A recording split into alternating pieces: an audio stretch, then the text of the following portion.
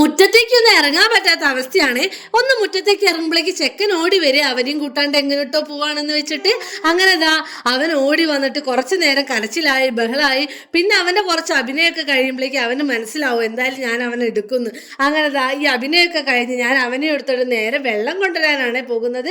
അങ്ങനെ വെള്ളമൊക്കെ കൊണ്ടുവന്ന് കഴിയുമ്പോഴേക്ക് മീൻകാരൻ വന്നിട്ടുണ്ടായിരുന്നേ. അങ്ങനെ ഇന്ന് മീൻകാരൻ്റെ നല്ല ചെമ്മീൻ ഉണ്ടായിരുന്നു. അങ്ങനെ ചെമ്മീനൊക്കെ വാങ്ങിയതാ ചെക്കനും അവിടെ വെച്ച് ഞാൻ നല്ല രീതിക്ക് നന്നാക്കാനിരിക്കുകയാണ് ചെമ്മീന്. അങ്ങനെ ചെമ്മീനൊക്കെ എങ്ങനെയൊക്കെയോ നുള്ളിപ്പൊളിച്ച് വെച്ചിട്ട് അപ്പോഴേക്ക് വാഷിംഗ് മെഷീനിൽ ഡ്രസ്സ് അലക്കാനിട്ടിരുന്നേ. അതൊക്കെ സെറ്റായി വന്നിട്ടുണ്ട്.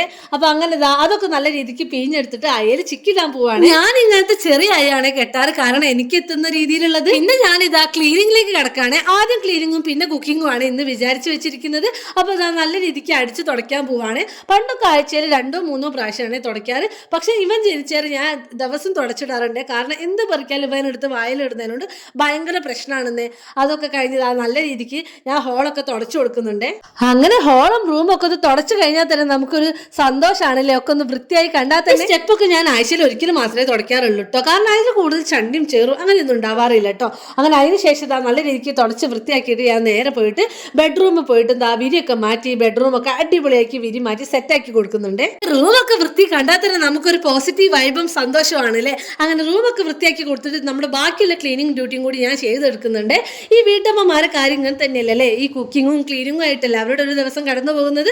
അതൊക്കെ കഴിഞ്ഞ് കുറച്ച് നേരം റെസ്റ്റ് എടുക്കുന്നുണ്ട്. ഇനി അടുത്തത് കുക്കിങ്ങിലേക്കാണ്. അതിന് മുന്നേ ഒരു ചെറിയ ബ്രേക്ക് എടുക്കുകയാണ്. ഇനി നെക്സ്റ്റ് പാർട്ടായിട്ട് കാണാം.